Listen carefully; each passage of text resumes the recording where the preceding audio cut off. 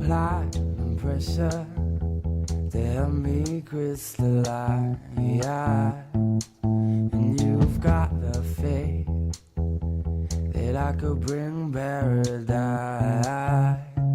I'll forgive and forget. Let's get your initial take on this. Like, do you, from your perspectives, and since we haven't really talked about this with you yet, have we? On camera, at least. We talked about it a little bit during the actual sex signals. From your perspective, how much do you actually communicate this way with men when you're in bars, or when you're out on a date, or when you're just socializing? You see a guy you like, do you actually do a lot of subtle communication? Indeed, we have to have in mind that when we go to clubs or bars, there's a lot of noise and there's a lot of people talking at the same time.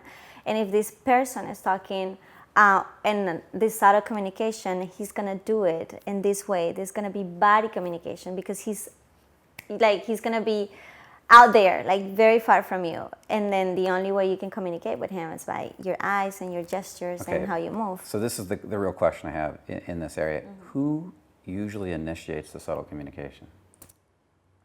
The man or the woman? Who starts it? I think it varies. I think not all the time.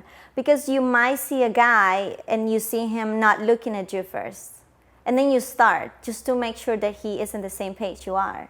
And then you start with the subtle communication because you throw a look and then you look at him to see what's his response, what's the energy that he's sending you back. And sometimes they are doing it, but then the same way we communicate to say, yes, I like you, is the same way we communicate to say, no, I don't like you, thank you, bye. How would you communicate with a guy you don't like? Like, say he looks at you, I'm looking at you right now, and I catch your eye. How would you tell me no? At the moment that you're looking at me, I cut you and I look away. That's the way how I do it. Like, you're looking at me and you're giving me like this, hey, mommy, I like you. I'm like, nope, thank you, bye. Really quick. Yeah, really fast, we cut it in the middle just to let him know that he's being rejected. We don't mean to be mean, but we just don't want him to keep on following, trying to chase or whatever. And Ariel, is that the same for you? Yeah, absolutely. If somebody's staring at you, and it's obvious, even if you're like, if a guy is drinking a drink and is just kind of like peering over you at the top, it's obvious when they're interested in you. So if that girl's not sharing that eye contact with you, that is like the first sign, like not interested. Don't advance anymore. And it isn't meant to be mean, but at the same time, you do want that signal so that you don't advance farther and essentially end up embarrassing yourself. Well, they embarrass themselves. That's Yeah. what happens. Yeah. So I think it's a little bit protective. It's like, I'm telling you now, no. So it's your fault if you come over and keep talking to me and keep pushing, even though I've, to me, clearly said in my own way, no. And there's something extremely irritating about somebody who tries to continue that communication because it almost feels forced. It's like, I'm here to have a good time, you're here to have a good time. We're both probably here to meet somebody, but I'm obviously not interested in you. So that just comes off as very annoying and irritating, especially once you have like a drink or two inside of you.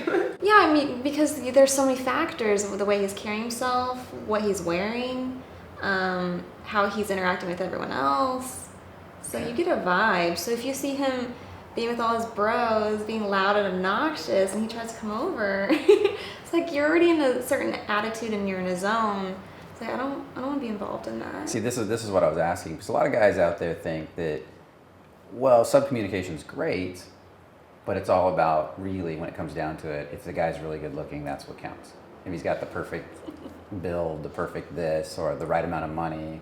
And so I wanted to ask you, ladies, what is it in somebody's subcommunication, like you were just saying, you were kind of just describing it, that causes a guy to stand out, even though, because for example, I have a client that's shorter and heavy set, and he technically wouldn't fit the build of somebody that's attracted to women, but yet he's got dates with beautiful women all the time.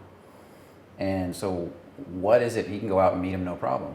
What is it about somebody like that makes them stand out to you in their subcommunication, the way they're being when you see them?